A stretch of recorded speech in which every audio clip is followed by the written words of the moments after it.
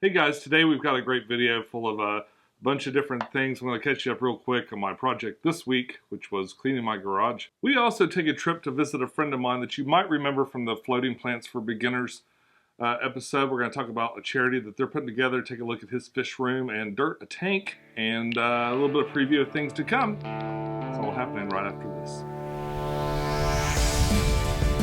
What? Who is it? Rascal! Come on! Hey YouTube, this is Pecktec and welcome to the mix. So I mixed a bunch of little topics in here, just kind of a preview of my week and what I've been working on and some stuff I got planned for the future. Not very exciting in my fish room stuff at home. I continue my purge to try to make things a little bit nicer, and I've really tackled a shelf that was kind of overgrown with just various pieces of junk that I've collected over the years. Especially in my early fish keeping days, I bought a lot of stuff at yard sales and stuff like that. And of course a tank would come with like an old filter and some tubes and pipes and all these like little mishmash of things. I purged a whole bunch of that stuff. Some of it was just junk and the rest of it I took to friends' houses that wanted the stuff and could use it. That being said, all my aquascaping stuff's all set up. It's really, really nice in there, and all those kind of silly to talk about one corner of your garage as a fish project. Where you put this stuff, like the stuff that isn't on display, can be a problem. Trust me, it piles up really quick. Now, you guys might remember a while back I did an episode called Floating Plants for Beginners, and there you met a friend of mine, new friend of mine, Jason McMahon, and his whole family. We were chatting back and forth, and he told me that he's going to be dirtying a tank to put in his son's room. And I said, well, you know, I kind of like to see that. And plus, I wanted to talk to them about the charity that they're setting up. They're getting really close to doing a crowdfunding project, and you'll hear more about that as it gets closer. In fact, I'm going to let them talk about that a little bit. But it was a fun visit. He's got a lot of cool tanks. Let's take just a quick look at that trip.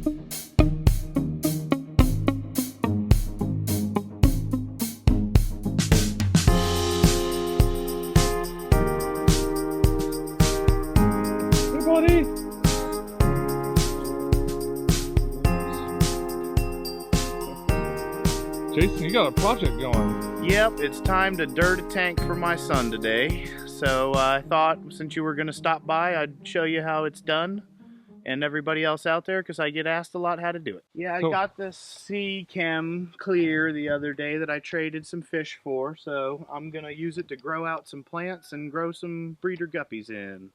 All right, what kind of supplies do you have here? Nothing fancy. We got the Scott's topsoil. It's pretty much almost the cheapest stuff you can get your hands on, really. Yeah. And we're going to start out by just doing a nice layer in the bottom of about I like to do an inch. Some people do a half-inch. I like to do an inch thick. Okay. And we're just gonna spread it out nice across the bottom as evenly as possible. And then we've got some dechlorinated water here that I'm gonna wet that down with a little bit.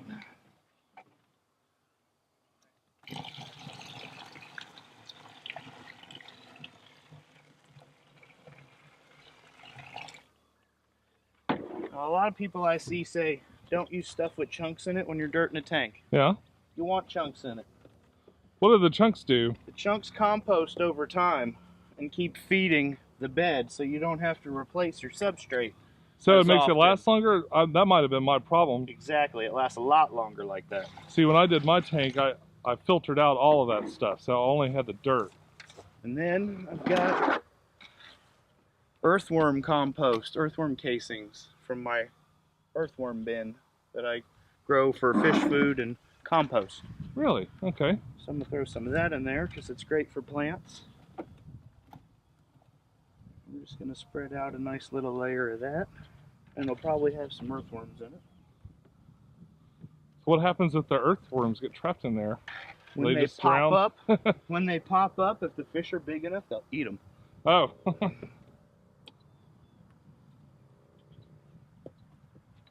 Spread a little bit more of that. It's got some eggshells in there for calcium. And normally, if you had some clay, you'd put your clay in here right now to keep, for your nice red plants that need a lot of iron. Clay has iron. I don't have any clay today, so this one's not going to get any super red plants in it, but we'll be all right. Do you do the seashells too? No, I don't really use seashells. Some people use seashells. Sometimes I use crushed coral. Yeah, crushed coral. I use crushed coral and sand. That's what's in my big planted tank in the house there. Ah. And then we're just going to cap it with Quickcrete pool filter sand. Okay. Or you can use black diamond blasting sand if you want black sand. This sand I don't really worry about rinsing. If you're going to use play sand, you're going to have to rinse it a lot. But this is an actual natural product. It's manufactured, so it's not quite as dusty as straight up full with the play sand, right? Right. Yeah, the play sand is really bad. If you get play sand, you got to rinse it and rinse it and rinse it and rinse it for days, and you're still going to be cloudy water. And then we're just going to cap it like that.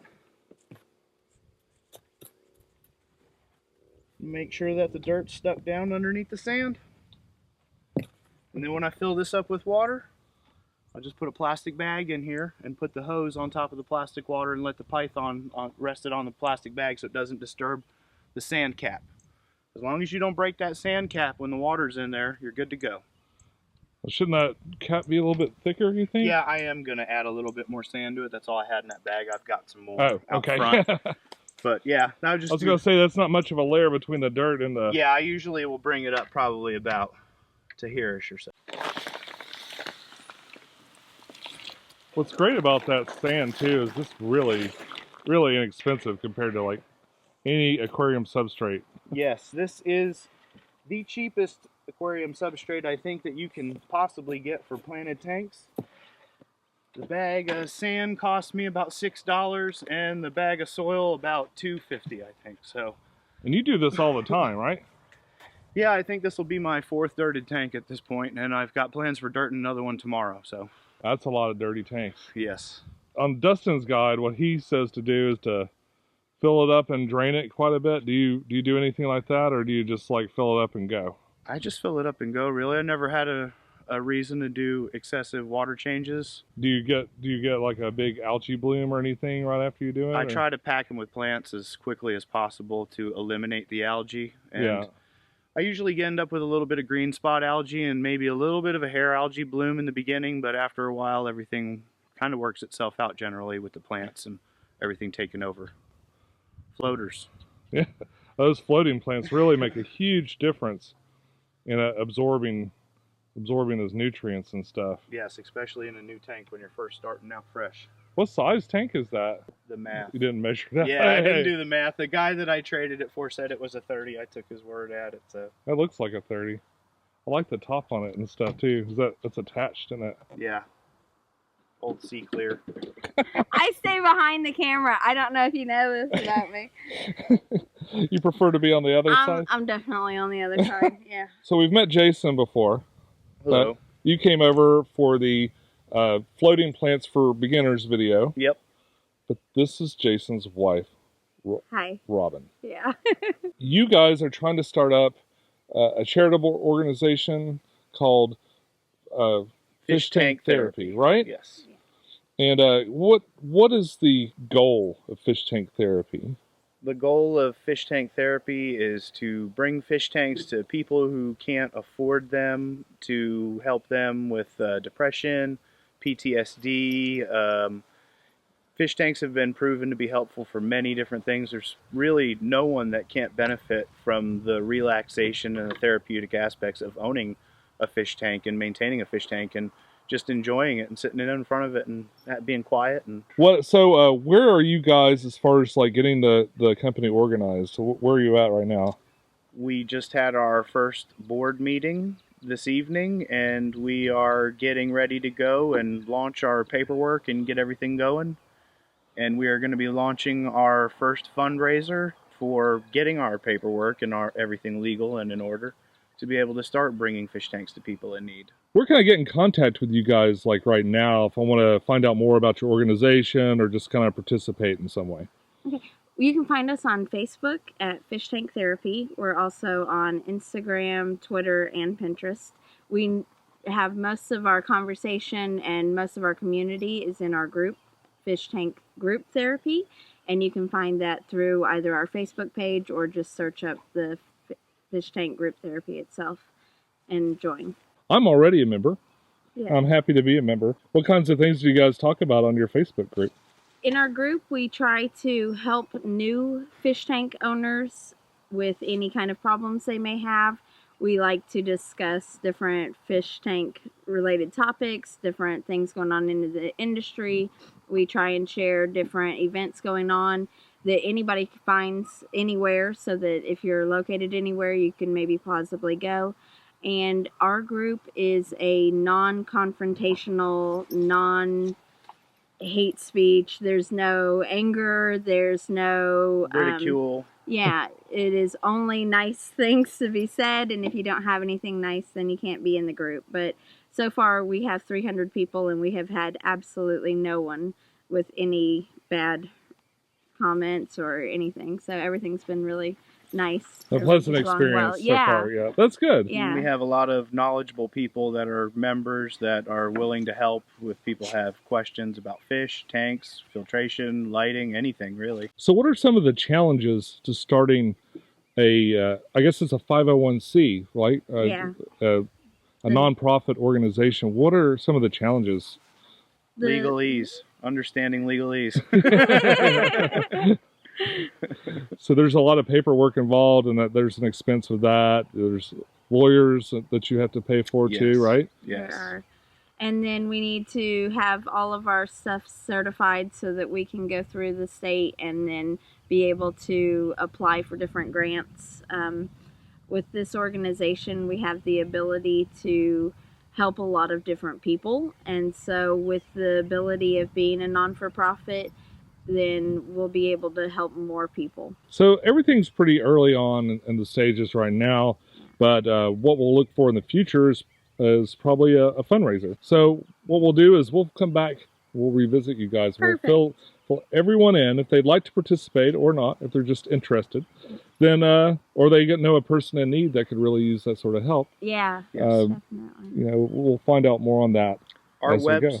Our website is up and running, and you can apply right now for a tank, or you can recommend somebody that you know to receive a tank. But we are only going through those right now. We don't have the ability to actually send anything out at this moment. So that's where getting our paperwork in order will do. But you can apply right now. Oh, very cool. We'll go ahead and include a link below you there. Right, Okay, here we there. go. Oh, no, put in it. Fishthanktherapy.com. There we go. Okay. All right, guys. Thank you so much for talking to me. I can't wait to see. I want to come back and see what that dirted tank looks like when you get done. Thank you so much. You Thanks, guys have a good everybody. day. We appreciate it. Bye. All right, folks, so I'm still trying to figure out, I've got the Flex empty over here. I've got it on the stand that the zombie head tank was on.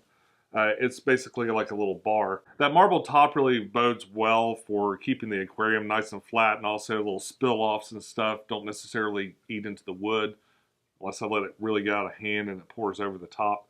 But little drips and stuff here and there won't mess things up, so it's actually a nice top for an aquarium, or for a piece of furniture holding an aquarium. It's been a while since I've done anything, you know, like super interesting like this one. So I wanted to, I tried the Flex like factory, you know, with the same lid and the filter just the same as it came and everything else. So I did that for a year and it was a pretty cool tank, but I'm ready to like, I think at this point I'd like to just mod it out. Off the top of my head, I'll probably replace the lid with a glass lid if that's possible. I will probably add a more powerful light just because I really want some low growing plants and things like that. I get a lot of mixed reviews as far as what people think of it, but I think I'm going to theme this tank, and I'd really like to do a Cthulhu theme. So I'm thinking very seriously about modding this thing and making it a Cthulhu tank. So that's my first thought. Okay, let's be honest. I have Cthulhu on order. It'll be here in a few days. I'm not 100% positive. I may have another idea or something else might strike my fancy, but I would like to do another theme tank. I just think they're a little bit more interesting. Like, I still want to plant it. And what's funny is, like, even with this one, you know, I still really planted it. It's a planted tank, and I think it's a really pretty successful planted tank. But on top of that, it's got a little bit of a story to tell, and that's what I'm going to go for with this one. I want it to be a real story-driven tank, but also have all the great things that I love about really natural aquascapes. I can do it. I'm the type of person that would probably never be happy with like that little, you know, the little treasure chest with the bubbles that come out of it and stuff like that. But occasionally I love to see architecture underwater. I think that's kind of a neat, mysterious thing. And sometimes these things look pretty good, and sometimes they look kind of weird. I'm going to make it so that I can easily back out and just kind of like take a step or two back from the big plan. I mean, I have this big plan of Cthulhu kind of looking through a cave with glowing eyes and stuff like that. But if over time he starts to look like crap, like if I can't keep him clean, or if I have some kind of weird algae thing happen and it just doesn't look right, then I'll just take him out. So far, I felt like it's been really lucky with the hand. It got a little algae on it here and there, but for the most part, it's nice and clean, just reaching out of the grass. I do occasionally try to incorporate sci-fi into my videos and my aquariums when I can. And some people really don't like sci-fi, but to those people I have to say, so long, and thanks for all the fish. See what I did there? I'm also going to do another board game review. I think next week I'm going to review 2 small skirmish games. They'll be a lot shorter than last week. But they have components that really complement each other, and I think it'll be fun to talk about them together. So I'm going to do 2 skirmish games, really cool ones, next week. And if you guys are new, every Saturday or Sunday for years now has been a fish video. And Monday through Friday is just like random whatever I feel like talking about that week. So if you're only into the fish stuff, I'll see you Sunday. But until next time, follow your bliss, keep a clean tank, and I'll see you soon. Bye-bye.